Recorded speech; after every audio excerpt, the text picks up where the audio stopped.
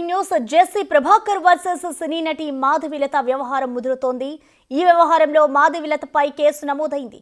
New year వేడుకలతో మొదలైన ఈ వివాదం అంతకంతకు పెరుగుతోంది. డిసెంబర్ 31న మహిళల కోసం జెస్సీ ఫ్యామిలీ న్యూ ఇయర్ వేడుకలను ఏర్పాటు చేసింది. ఈ వేడుకలకు స్థానిక మహిళలంతా హాజరు కావాలని అప్పుడు పిలుపునిచ్చారు. అయితే ఈవెంట్కు సంబంధించి జెస్సీ ఏమన్నారో ఓసారి చూద్దాం.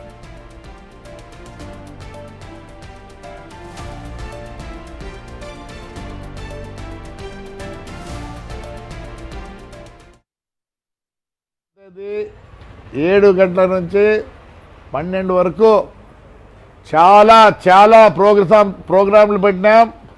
Only for ladies new year జరుపుకోండి, హ్యాపీగా ఉండండి అనే ఉద్దేశంతో వినూతంగా ఎక్కడ లేని విధంగా మీ ఎమ్మెల్యే గారు అరేంజ్ చేసినారు. మీకోసము ఒక సైడ్ పాటలు పాడుకోవచ్చు, ఇంకో పెద్ద డిస్కో తెక్ పెట్టినాడు. 6 feet అంటే ఎవరైనా డిస్కో అవన్నీ ఉంటాయి, బ్రహ్మాండంగా ఎగరచ్చు, కొద్దిసేపు ఎంజాయ్ చేయండి అనే ఉద్దేశంతో. అట్లనే ఈ హోటల్ వాళ్ళను కూడా మేము చిన్న పానీపూరి వాళ్ళు వీళ్ళందరినీ అడిగినాము, అయ్యా స్టాల్స్ పెట్టండి, లోపల వచ్చిన వాళ్ళు ఏమైనా తినాలనుకుంటే మీరు ఈ రోడ్లో పెట్టే బదులు ఆ రోజు అక్కడ పెట్టండి అన్నాం. అందరూ ఒప్పుకున్నారు. బ్రహ్మాండంగా ఉంటుంది. దయచేసి ప్రతి యంగ్ ఎనర్జెటిక్ అండ్ ముసలోళ్ళు కూడా రాణిని వచ్చే వాళ్ళు హ్యాపీగా అవన్నీ చూసి హ్యాపీగా దొరుకుతారు. ఒక్క మగవాడు కూడా లోపలికి రాడు. Gents are not allowed, men are not allowed, boys are not allowed. So అది మీకోసం ప్రత్యేకంగా ఎమ్మెల్యే గారు పెట్టినారు కాబట్టి మీరందరూ దీన్ని సక్సెస్ఫుల్ చేయాలని. దీనిపై మరింత సమాచారాన్ని మా అసోసియేట్ జెస్సీ ఏర్పాటు చేసిన ఈవెంట్ గురించి సినీ నటి మాధవిలత కూడా సంచలన ఆరోపణలు చేశారు. ఈ వేడుకలకు వెళ్లొద్దని ఆమె మహిళలకు సూచించారు. మహిళలకు తాడిపత్రి అంత సేఫ్ కాదని ఆమె వాదన. జెస్సీ పార్క్ సమీపంలో గంజాయి, డ్రగ్స్ బ్యాచ్లు ఉంటాయని ఆరోపించారు. కాబట్టి అక్కడికి వెళ్లడం ప్రమాదమని అన్నారు.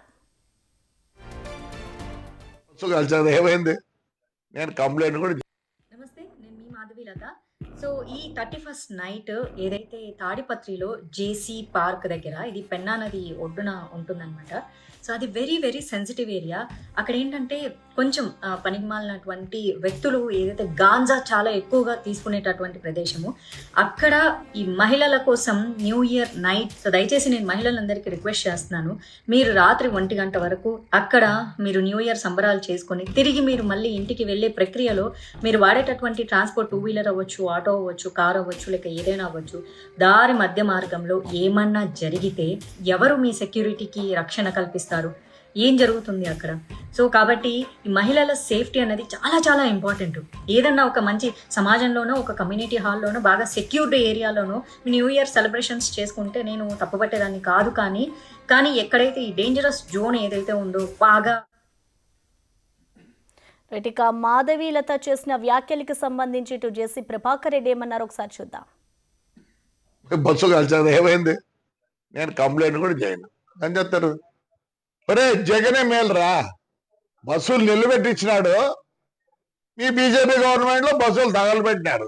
అంతకన్నా నీచంగా ఉందారా? ఏమైంది? 300 పోతేనే ఆ పొద్దు ఏడ్చలే, దీనికి ఎడుతాను నేను. కాల్చి ఏం చేసుకున్నావురా? ఏం చేసుకున్నారులే, పీకినారా? జగన్ రెడ్డి మేలు కదా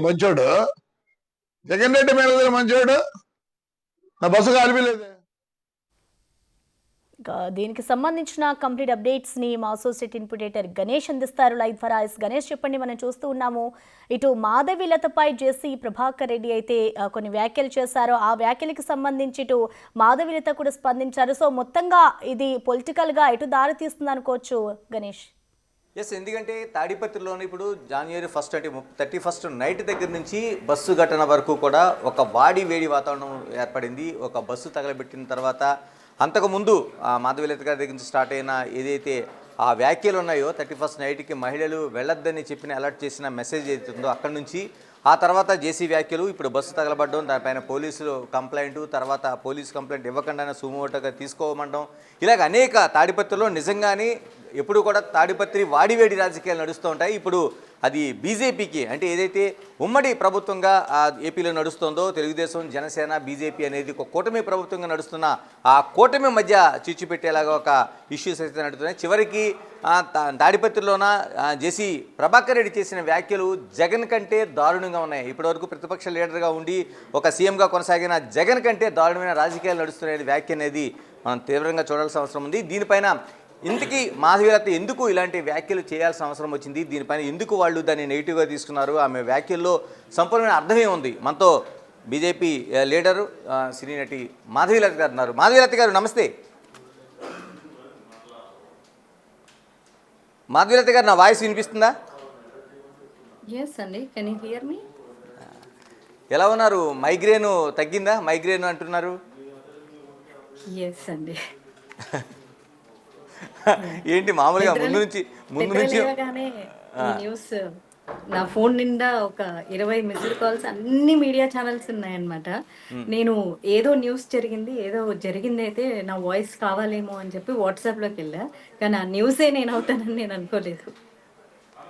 అంటే మైగ్రేన్ ముందు నుంచే ఉందా, లేకపోతే జేసీ ప్రభాకర్ రెడ్డి గారి వల్ల వచ్చిందా? లేదు, నాకు చిన్నప్పటి నుంచి ఉంది. ఓకే, ఇప్పుడు తగ్గింది. మనకు ఇష్యూస్ అంటే బాగా ఇంట్రెస్ట్ ఎక్కువ అనమాట. నా ప్రమేయం లేకుండా, అదే నేను ఎప్పుడు ఎలా ఉంటుందంటే, నేను ఎప్పుడు కాంట్రవర్సీస్లో ఉండను, కానీ నేనేం మాట్లాడినా కాంట్రవర్సీ అవుద్ది. అలాంటప్పుడే నాకు మైగ్రేన్కి మెడిసిన్ దొరికినట్లుగా అనిపిస్తుంటుంది. I love issues. ఓకే, అంటే మెడిసిన్ దొరికింది ప్రభాకర్ రెడ్డి రూపంలో. ఎస్. కాదు మాధవి గారు, మీ వ్యాఖ్యలను ఒక్కసారి నేను దాన్ని మీకే ప్రస్తావించాలనుకుంటున్నాను. అంటే ఎక్కడ గుంటూరు వెస్ట్, ఎక్కడ తాడిపత్రి, ఏంటి అంటే జేసీ ప్రభాకర్ రెడ్డి ఏదైతే చేసిన ఒక పార్టీ అంటే అశ్మిత్ రెడ్డి ఎమ్మెల్యేగా ఉన్నాడు ఆ ప్రాంతంలోన, అంటే జేసీ పార్కులో నిజంగానే 31st వేడుకలకి మహిళలు వెళ్తే వాళ్ళు వచ్చే దారిలో నిజంగానే అంత ప్రమాదకరమైన పరిస్థితులు ఉన్నాయా, లేకపోతే నిజంగానే మీరు ఉపయోగించిన వర్డ్ ఏంటంటే పనికిమాన వాళ్ళు, గంజాయి తాగిన వాళ్ళు, ఇటువంటి వాళ్ళు ఉన్నారు, బీకేర్ అని చెప్పారు. అంటే నిజంగా అలాంటి ఆ పరిస్థితి అక్కడ ఉందా తాడిపత్రిలో? ఆ పెన్నా నది ఒడ్డు ప్రాంతంలో, ఇది కూడా ఈ లైన్ కూడా మీరు మిస్ అయిపోకూడదు.